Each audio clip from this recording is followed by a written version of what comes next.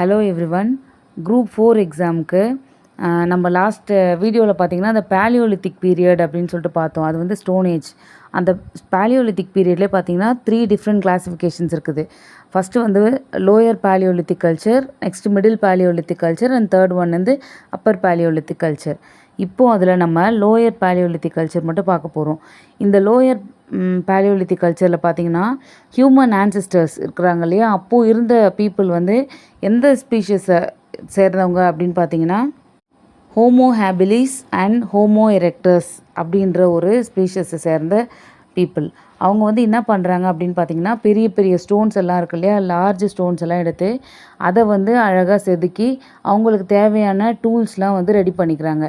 ஓகேவா? அதில் வந்து ஹேண்ட் ஆக்சஸ்லாம் சொன்னோம் இல்லையா, அது எல்லாமே வந்து பெரிய ஸ்டோன் எடுத்து அதை கட் பண்ணி அதை உடச்சி அதுலேருந்து தான் வந்து அவங்க ஒரு ஒரு மெட்டீரியல்லாம் வந்து ரெடி பண்ணிக்கிறாங்க.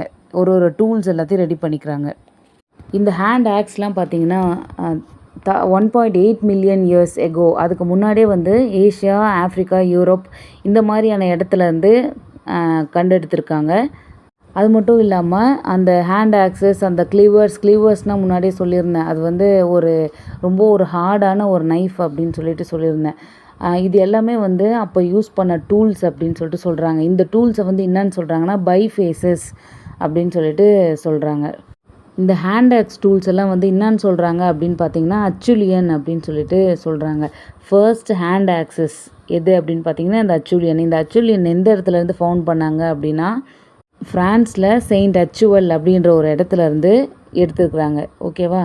நெக்ஸ்ட் வந்து பைஃபேஸஸ். அந்த பைஃபேஸஸ் அப்படின்னா it is having a flaking on both sides.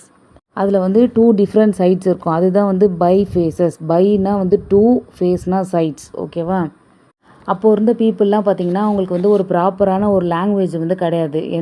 அவங்க ஒரு ஸ்பெசிஃபிக்கான லாங்குவேஜ் எதுவுமே அவங்க யூஸ் பண்ணாமல் அவங்க என்ன பண்ணாங்க அப்படின்னா டிஃப்ரெண்ட் சவுண்டை வந்து கொடுக்குறாங்க. ஓகேவா? சவுண்ட் கொடுக்குறாங்க, ஒரு வேர்டை யூஸ் பண்ணுறாங்க. அதே மாதிரி ஆக்ஷன்லேயே அந்த சைன் லாங்குவேஜ் இருக்கு இல்லையா, அதை யூஸ் பண்ணி தான் வந்து எல்லா இன்ஃபர்மேஷனுமே அவங்க கன்வே பண்ணிக்கிறாங்க. அதே மாதிரி அவங்க பார்த்திங்கன்னா ஸ்டோன்ஸ் எல்லாம் வந்து ரா மெட்டீரியலாக சூஸ் பண்ணி அதை வந்து ஒரு சுத்தியாக ஒரு ஹேமராக யூஸ் பண்ணி குட்டி குட்டி ராக்ஸ் எல்லாம் எடுத்து அதுலேருந்து ஒரு டூல்ஸை வந்து ரெடி பண்ணிக்கிறாங்க. ரா மெட்டீரியல் அப்படின்றது வந்து பெரிய பெரிய ஸ்டோன்ஸ் எல்லாத்தையும் செலக்ட் பண்ணுறாங்க இல்லையா, பெபிள்ஸ்லாம் கூழாங்கல்லாம் சொல்லுவாங்க இல்லையா, அந்த மாதிரி செலக்ட் பண்ணுறது தான் வந்து ரா மெட்டீரியல். அதை வந்து உடச்சி செதுக்கி அதுலேருந்து கீழே அந்த சிப்ஸ் எல்லாம் விழுது பார்த்தீங்களா, அந்த எக்ஸ்ட்ரா பீஸை கோர்லாம் வர்றது இல்லையா, அதுக்கு வந்து என்ன சொல்கிறாங்க அப்படின்னா கோர் அப்படின்னு சொல்லிட்டு ஒரு நேம் சொல்கிறாங்க.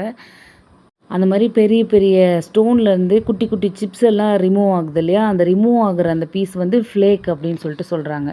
ஓகேவா? From this lower paleolithic culture ended. Thank you.